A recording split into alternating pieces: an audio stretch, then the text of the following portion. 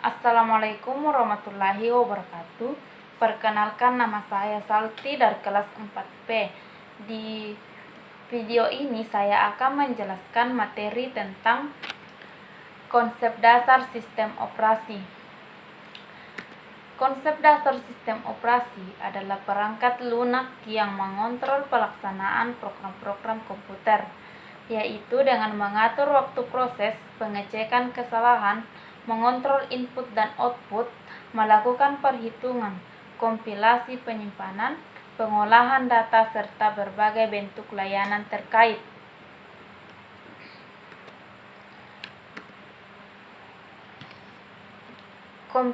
Komponen sistem operasi terdiri dari beberapa, yaitu yang pertama, manajemen proses. Proses adalah sebuah program yang sedang dijalankan atau dieksekusi. Sebuah proses membutuhkan beberapa sumber daya untuk menyelesaikan tugasnya. Sumber daya tersebut dapat berupa CPU time, memori, berkas-berkas,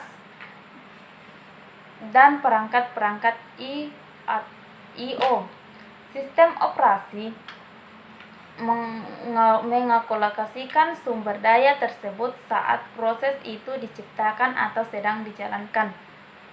Ketika proses tersebut berhenti dijalankan, sistem operasi akan mendapatkan kembali semua sumber daya yang sedang digunakan. Selain itu juga bertanggung jawab atas aktivitas-aktivitas yang berkaitan dengan manajemen proses, seperti membuat dan menghapus proses pengguna dan sistem operasi, menunda dan melanjutkan proses, menyediakan mekanisme untuk proses sinkronisasi, menyediakan mekanisme untuk proses komunikasi, menyediakan mekanisme untuk penggunaan dialog. Yang kedua yaitu manajemen memori utama. Memori utama atau lebih sering dikenal sebagai memori adalah sebuah array yang besar dari word atau byte yang ukurannya mencapai ratusan atau ribuan atau bahkan jutaan. Setiap word atau byte mempunyai alamat tersendiri. Memori utama berfungsi sebagai tempat penyimpanan instruksi atau data. Yang akses data digunakan oleh CPU dan perangkat input-output. Memori utama termasuk tempat penyimpanan data yang bersifat volatile, tidak permanen, yaitu data akan hilang kalau komputer dimatikan. Bertanggung jawab atas aktivitas-aktivitas yang berkaitan dengan manajemen memori utama, seperti menjaga track dari memori yang sedang digunakan, seperti yang menggunakannya dan siapa yang menggunakannya, memilih program yang akan di-load ke memori. Yang ketiga yaitu manajemen berkas.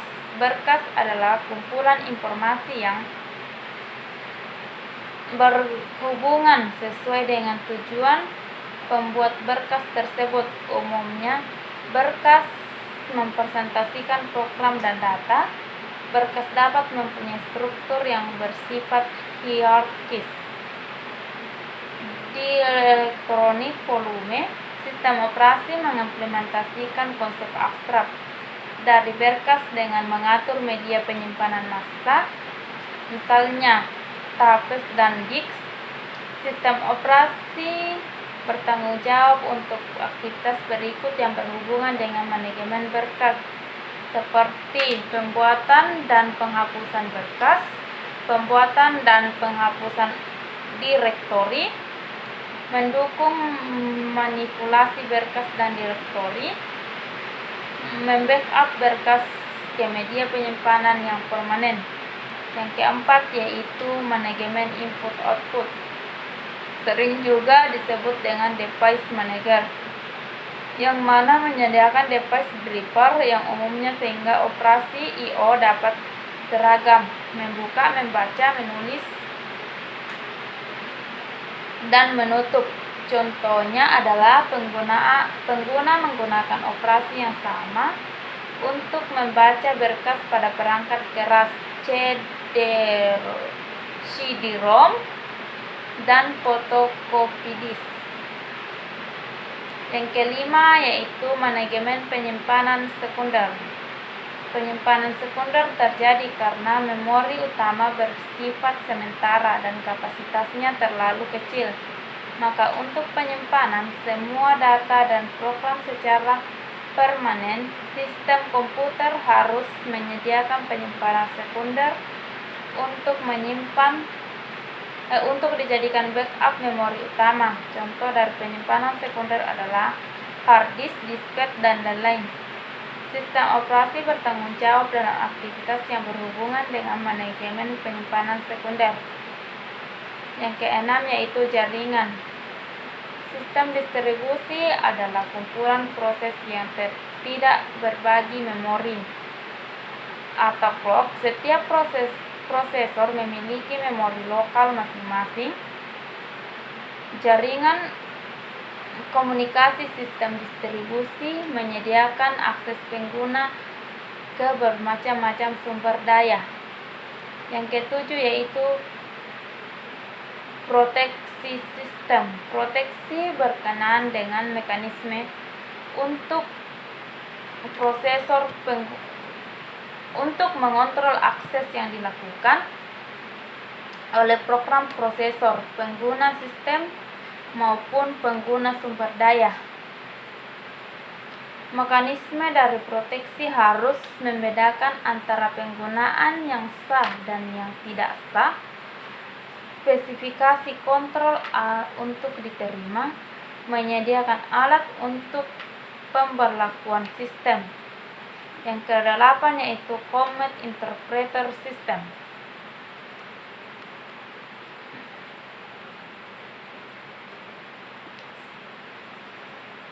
Command Interpreter System, sistem operasi menunggu instruksi dari pengguna command driven, program yang membaca instruksi dan mengartikan kontrol statements keinginan pengguna.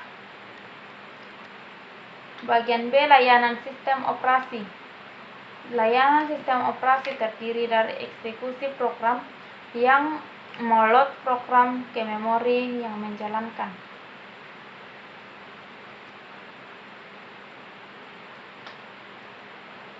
Bagian C yaitu sistem calls.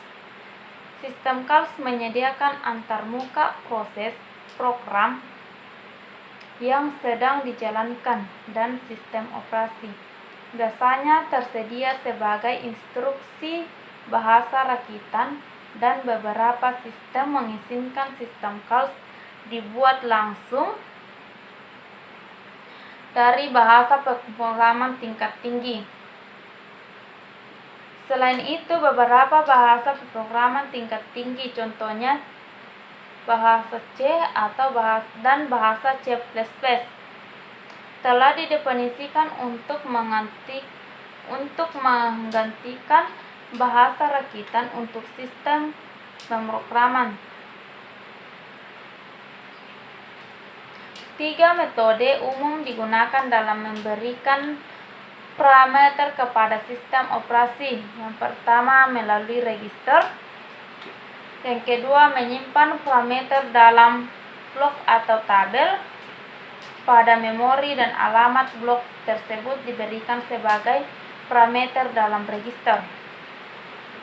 Yang ketiga menyimpan parameter atau push ke dalam stack oleh program dan melakukan pop-out pada stack oleh sistem operasi.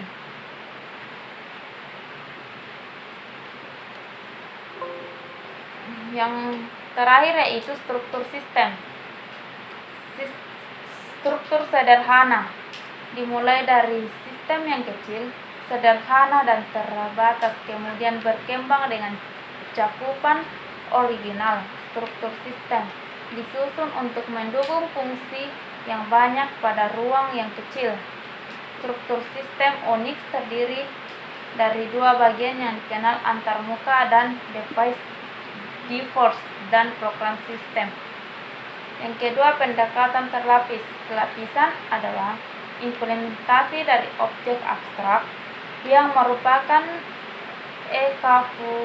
enkapsulasi dari data dan operasi yang bisa memanipulasi data tersebut. Yang ketiga, mikro internal, menyusun sistem operasi dengan menghapus semua komponen yang tidak eksternal dari kernel dan mengimplementasikannya sebagai sistem program dari level pengguna dengan fungsi utama mendukung fasilitas, kemudian antar program lain dan bermacam-macam layanan yang juga berjalan di user space. Sekian dan terima kasih. Itulah materi tentang konsep dasar sistem operasi yang bisa saya jelaskan pada kesempatan kali ini. Kurang lebihnya mohon dimaafkan. Wassalamualaikum warahmatullahi wabarakatuh.